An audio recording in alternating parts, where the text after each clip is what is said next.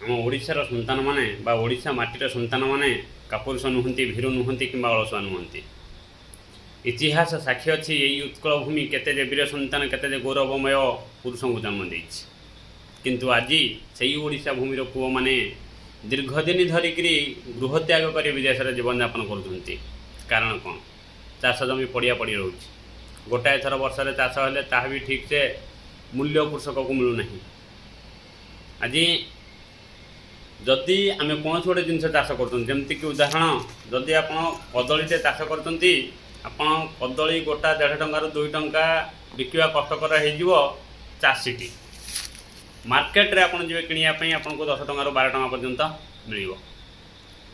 ଗୋଟେ ଥର ଚିନ୍ତା କରନ୍ତୁ, ବର୍ଷ ସାରା ଲୁହ ଲହୁ ଏକ କରିକିରି ପରିଶ୍ରମ, ହାଡ଼ ଭଙ୍ଗା ଅକ୍ଳାନ୍ତ ପରିଶ୍ରମ କରିକିରି ଆପଣ ଉତ୍ପାଦନ କରିଥିବା ଶସ୍ୟଟି ଯେତିକି ପଇସାରେ ଆପଣ ମାର୍କେଟକୁ ବା ବେପାରୀଙ୍କୁ ବିକନ୍ତି, ତାହା 2 ଗୁଣରୁ ଉର୍ଦ୍ଧ୍ୱ ହୋଇ ପୁଣି ଆପଣଙ୍କୁ ଆବଶ୍ୟକ ହେଲେ କିଣିବାକୁ ପଡ଼େ, ବା ଆପଣ କିଣିତେ ଗଲେ ତାହାକୁ 2 ଗୁଣରୁ ଉର୍ଦ୍ଧ୍ୱ ପଇସାରେ କିଣିବାକୁ ପଡ଼େ।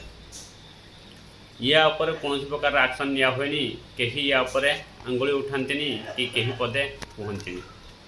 ତ କେମିତି ବଞ୍ଚିବ ଆଜ୍ଞା? କୃଷକଟି କେମିତି ବଞ୍ଚିବ?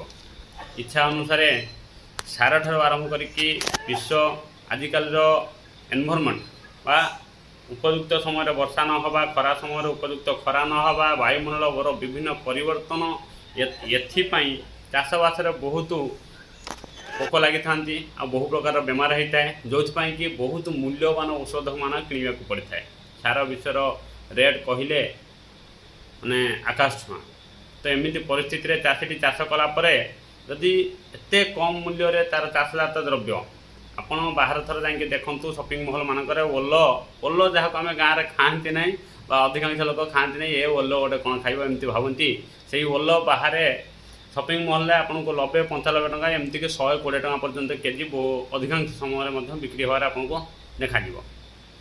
ଚାଷୀଟି ସେଇ ଓଲ 20 ଟଙ୍କା କିଲୋରେ ନେଇକରି ମାର୍କେଟରେ ବେପାରୀକି ଦେଉଛି ଆମ ଗାଁ ଏରିଆରେ। ତ କୁହନ୍ତୁ ଆଜ୍ଞା, ବର୍ଷ ସାରା ପରିଶ୍ରମ କରିକିରି ଚାଷୀଟି ଯଦି 20 ଟଙ୍କାରେ କିଲୋରେ ଦେବ, ଆଉ ଯଦି ସେଇ ଚାଷୀ ପୁଅ ବିଦେଶରେ ରହିକରି ଓଲଟିକୁ 120 ଟଙ୍କାରେ କିଣିବ, ତାହେଲେ କେମିତି ବଞ୍ଚିବ ସେ ଚାଷୀ ଜଣକ?